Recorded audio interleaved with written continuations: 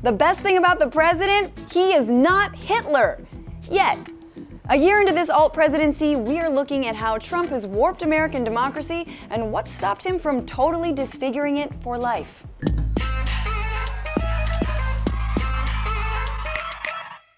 Trump's presidency is turning 1, or if we're counting in human progress years, -50. For me, it's been a 5 stages of grief type process. First, there was denial. That one lasted a long time. Then there was anger, then bargaining, depression, and finally, Canada. In this past year, we've learned a lot about American democracy, specifically how strong yet simultaneously rickety it is. It's like that one chair in your office that refuses to collapse but no one bothers to fix it, because democracy has been subjected to a president who seems not to care for it all that much. It's an archaic system. You look at the rules of the Senate, even the rules of the House, but the rules of the Senate and some of the things you have to go through, it's really a bad thing for the country, in my opinion. They are archaic rules. We need something modern, like one family with great taste who gets to keep calling the shots for centuries and centuries. How come no one thought of something like that? Yes, even with his brown-nosing henchmen greasing both chambers of Congress, Trump is upset that democracy requires planning and discussion and agreement. Even though Republicans passed a tax bill that will strip 13 million Americans of health insurance without a single Democrat's vote, it's somehow not enough. Trump still wants a magic wand. I'm just saying, Voldemort had a wand. The thing is, Trump, by many accounts, not only didn't think he would win the presidency, he never wanted to be president. He wanted to be a dictator, unaccountable and serving no one but himself, like he was as a crap businessman. Just listen to Trump's well-known affection for authoritarian leaders who can push their agendas through however they want, like President Rodrigo Duterte. The president struck a friendly tone while appearing with Philippine President Rodrigo Duterte, who is accused of ordering extrajudicial killings as part of a war on drugs. It's an honor to be here. And Rodrigo, thank you very much for the way you treated all of us. Or how he practically pardons the head of Russia, whose opponents keep winding up dead. He's a leader of his country. Putin's a killer. A lot of killers. We got a lot of killers. Why, you think our country's so innocent? Sounds like a fair point. Let the killing resume. And before they were enemies, Trump even praised Kim Jong-un. What do you make of the North Korean leader? He's dealing with obviously very tough people, in particular the generals and others.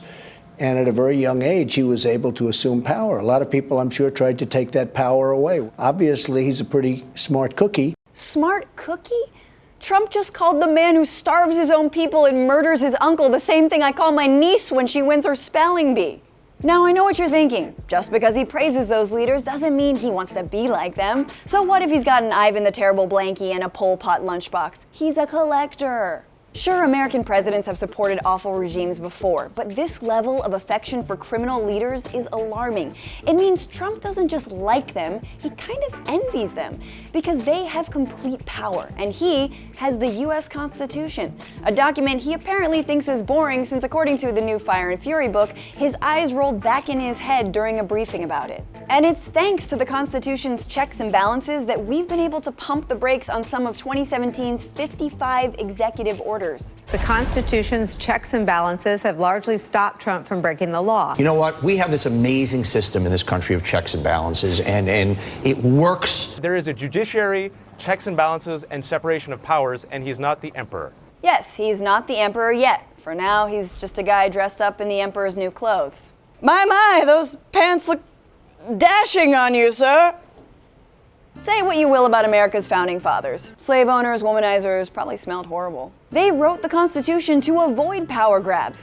Articles 1 to 3 lay out the roles of the 3 branches of government, the judicial, legislative, and executive branches, all of which have their own powers and constitutional checks on one another.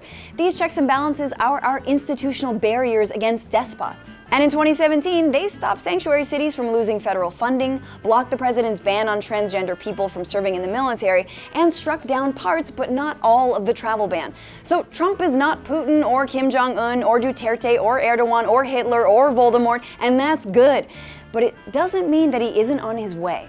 Despite his probable dementia, Trump and his Kill the American Dream team have managed to do a lot of damage. Well, so one thing that I realized studying despots is they don't have to be effective to be destructive. And Trump is not effective, but he is destructive. And very often the autocrats and despots you study around the world are bumbling idiots. Trump, despite himself, has gotten away with a lot of things that seem glaringly undemocratic but aren't explicitly unconstitutional. Stuff that sounds a lot like the despotic leaders he praises. His immigration policies are clearly made to target religious and ethnic minorities, giving them a certain je ne sais quoi. He and the Crypt Keeper Jeff Sessions have further militarized ICE, whose arrests of immigrants, many of whom have lived in this country for decades, have gone up by 43%. He's openly nepotistic, placing his family in the most privileged positions of power, not unlike Saddam Hussein did for his sons. He hasn't divested from his family business. Rather, he uses his kids to keep them going, much like Egypt's 30-year dictator Hosni Mubarak. He constantly distracts us with ridiculous stunts, which is something Ugandan dictator Idi Amin used to do also. Fun! He's been involved in money laundering and other shady financial loopholes through his real estate empire, not unlike the offshore accounts of Chinese President Xi Jinping. His cabinet has vested interests in businesses over which they're supposed to exercise regulations, smacking of corporate kleptocracy like Vladimir Putin and other Russian oligarchs. Even Republican Senator Jeff Flake gave an entire speech about the similarities between this administration and dictators past and present. The enemy of the people was how the President of the United States called the free press in 2017. It is a testament to the condition of our democracy that our own president uses words infamously spoken by Joseph Stalin to describe his enemies. Yeah, the fact that Trump has been able to get away with all that should be a warning to all of us that we've been neglecting that rickety office chair called democracy for far too long. We've let it out in the rain, dogs have been chewing on its legs, it's got decades of embedded farts just fused with the fabric, and now it's just one fillet of fish away from finally collapsing. The painful fact that even operating within the law can be enormously destructive of our democracy. It's norm-shattering.